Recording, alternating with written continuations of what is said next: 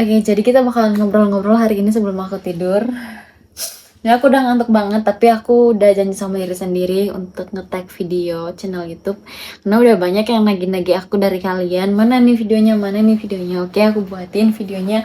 Maaf agak telat sedikit karena ya dinamika hidup kita nggak bakalan pernah tahu ya. Jadi uh, banyak hal-hal di luar kendali aku yang ngebuat aku kehambat untuk nge-tag video channel di channel YouTube aku. Soalnya kan long story juga kan, jadi kayak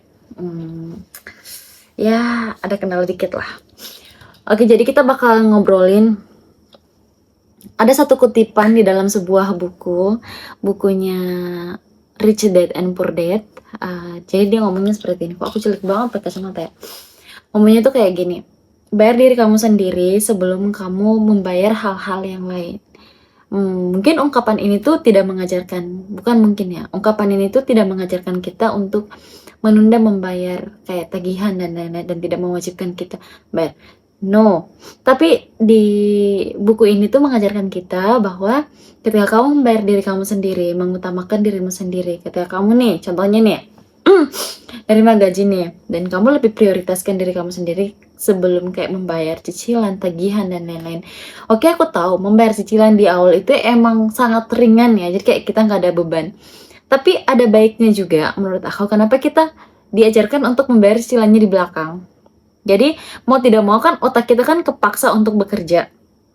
Gimana pun pasti kayak, wah kalau misalkan aku nggak bayar, terus akhir bulan gajian masih lama nih, aku mau tidak mau pasti muter yang namanya otak. Namanya tiba akal, tiba masa tiba akal.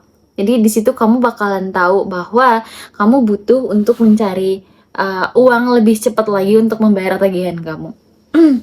Dan menurut pandangan aku sendiri, ada satu hal yang menarik dari buku ini. Dia mengatakan bayar dirimu sendiri sebelum bayar yang lain-lain. Oke. Tapi menurut pandangan aku yang lain, ada satu hal lagi yang menarik. Prioritaskan diri kamu terlebih dahulu, buat diri kamu lebih bahagia lagi. Dari itu bakalan banyak hal-hal positif yang lebih baik lagi dan lebih banyak lagi datang ke dalam kehidupan kamu. Ya, karena aku sendiri selalu mengupayakan sebelum-sebelumnya, aku selalu mengedepankan kepentingan-kepentingan ya, bukan kepentingan pribadi ya. Dan itu ngebuat aku kayak kelelahan, dan tidak ada semangat lagi gitu. Tetapi ketika aku mengedepankan diri aku dalam artian bukan kayak memenye-menye diri aku, memanjakan yang secara berlebihan, no. Aku selalu memanjakan diri aku sendiri, kayak membeli skincare, apa yang aku inginkan. Tapi bukan artian aku memboroskan atau menghamburkan keuangan. Jadi aku paling hati-hati dalam membeli makanan. Aku jujur adalah tipikal orang yang suka banget makanan manis. Tapi karena aku tahu makan makanan manis itu bakalan buruk ke depannya dan bakalan buat tubuh aku tuh berat. Jadi kayak gerak aja mau ngelakuin apapun tuh berat banget, susah, males gitu bawaannya. Dan aku selalu bilang sama diri aku sendiri, oke, kamu makan buah dulu nih. Kamu makan buah dulu. Ntar deh kalau misalkan kedepannya aku bakalan beliin kayak coklat, es krim gitu. Nah, aku mancing diri aku sendiri untuk sistemnya itu di mana-mana tuh semuanya ada air putih, dan diisi kulkas aku tuh semuanya buah. Aku jarang banget ngebeli makan makanan manis untuk menghindari yang namanya kecanduan makan makanan berlebihan dan tidak sehat. Ya, otomatis untuk melakukan perjuangan pergi ke supermarket gitu membelinya kan jadi kayak mager gitu kan, mau tidak mau kan makan buah kan. Jadi sangkut pautnya dari apa yang aku katakan tadi, aku tidak sembarang untuk aku memprioritaskan kehidupan aku, diri aku pribadi, tapi bukan berarti aku memasukkan hal-hal yang tidak ada faedahnya ke tubuh aku. Karena yang berjuang selama ini, yang selalu ngebuat aku bekerja keras adalah tubuh aku. Dan ketika aku tidak merasakan fit, ketika aku tidak merasakan nyaman, ketika aku sakit, bukan hanya aku yang susah, tapi mungkin orang yang sekitar aku bakalan lebih susah lagi. Jadi dimana aku selalu ngomong sama diriku bahwa please buat dirimu senang dulu sebelum kamu bisa menyenangkan orang lain. Karena ketika kamu tidak senang, kamu tidak bisa ngontrol diri kamu sendiri, kamu tidak bakalan bisa membuat orang lain senang ataupun membantu orang lain. Jadi ketika kamu ada niatan ingin membantu atau membahagiakan orang lain, please lakuin self love yang jauh lebih besar ke diri sendiri sebelum mengeluarkannya ke orang yang kamu sayangi. Kenapa? Karena ketika kamu mood, kamu bahagia, kamu bakal menularkan energi itu kepada orang lain. Jadi menurut aku ada benernya memang kalau misalkan kita membayarkan terlebih dahulu diri kita sebelum membayar cicilan-cicilan lain. Dan di situ aku mengambil pandangan bahwa memang seharusnya kita harus menyenangkan diri sendiri dulu, membuat diri sendiri damai dulu, menerima segala sesuatunya dengan ikhlas, lapang gitu. Baru kita bisa membantu orang lain. Karena ketika kamu masih gerasak gerusuk gitu, pengen untuk membantu orang lain itu mustahil gitu. Kayak semua yang kamu pengen bantuin dan lain-lain malah makin hancur. Jadi lebih baik kamu memfokuskan diri kamu sendiri dulu, bahagia dulu, tenang dulu, damai dulu, bener dulu, baru kamu bisa ambil kontrol sama apa yang kamu inginkan ke orang lain gitu. Kayak siapa tahu kamu ingin membantu orang gitu, kamu ingin mengingatkan orang, kamu ingin memberi motivasi orang. Dan aku selalu bilang sama diri aku sendiri, kayaknya kamu udah berlaku baik sama diri kamu sendiri, oke, nggak apa-apa kamu berlaku baik sama orang lain, tapi perlakukan orang lain itu layaknya kamu perlakukan diri sendiri. Karena apa yang kamu tanam itu yang bakalan kamu tuai.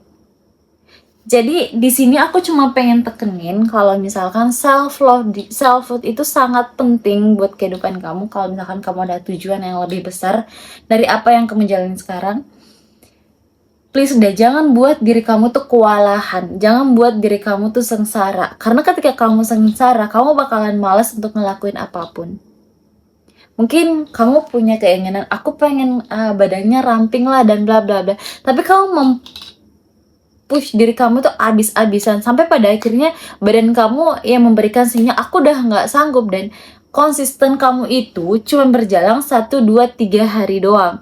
Setelah itu mungkin kamu bakalan istirahat selama sebulan, karena bukan kelelahan pada fisik yang kamu rasakan, tapi kelelahan pada mental, karena kamu terlalu memporsir tenaga kamu, memporsir otak kamu.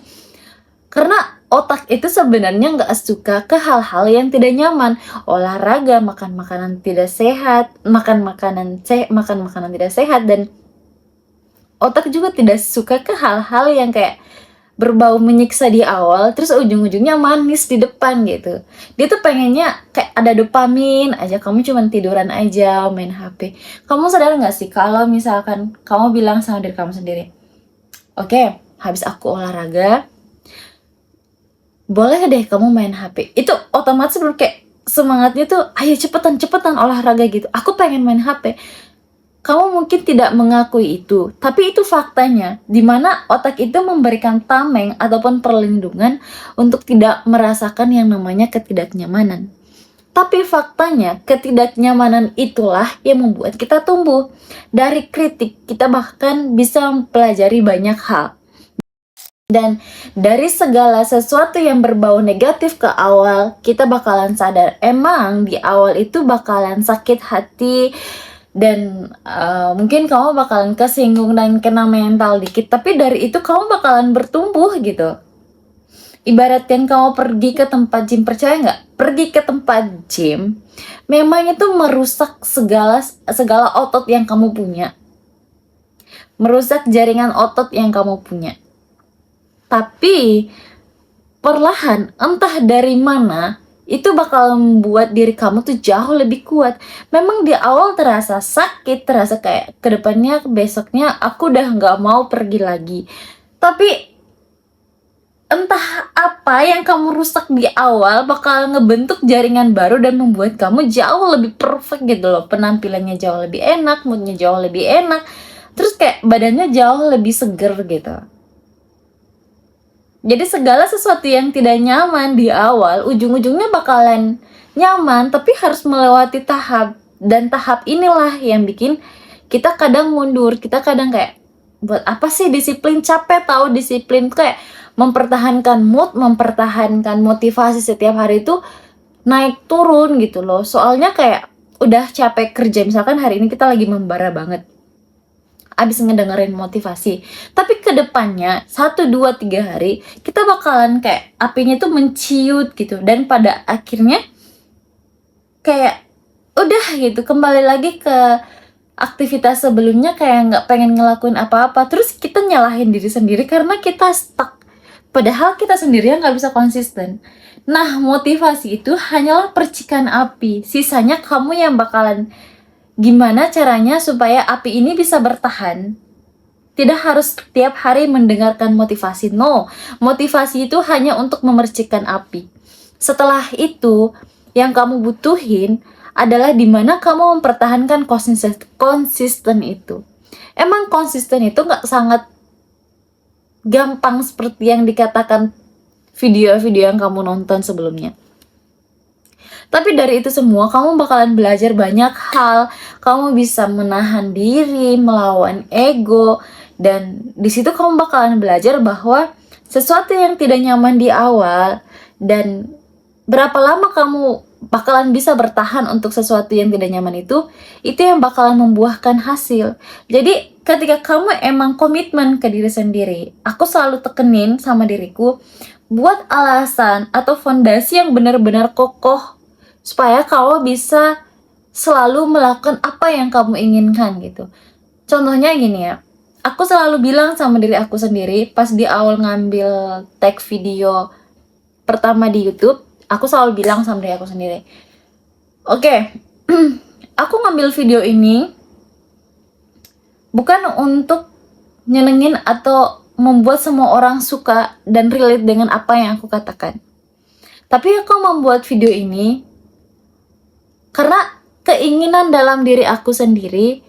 Dan ketika aku tidak melakukan keinginan itu, rasa bersalah di dalam diri sendiri itu bakalan selalu merajalela gitu. Jadi gimana caranya supaya aku bisa memberikan kepuasan diriku sendiri untuk memberikan opini, menyampaikan apa yang aku inginkan lewat video-video singkat.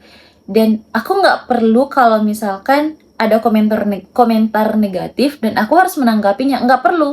Karena ketika memang apa yang kamu ucapkan bisa membantu orang lain, orang yang suka sama kamu, meskipun orang lain selalu ngomong jelek, dia bakalan tetap suka. Tapi orang yang benci kamu, meskipun kamu selalu memberikan dia nasihat, selalu ngomongin hal-hal baik tentang kamu, dia bakalan tetap benci sama kamu. Jadi semua orang itu bakalan selalu ada kritik.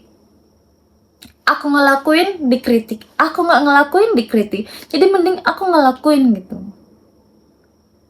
Paham? Jadi yang kamu butuhin untuk diri kamu sendiri adalah self-love, dimana kamu memberikan self-love dan self-control untuk diri kamu sendiri.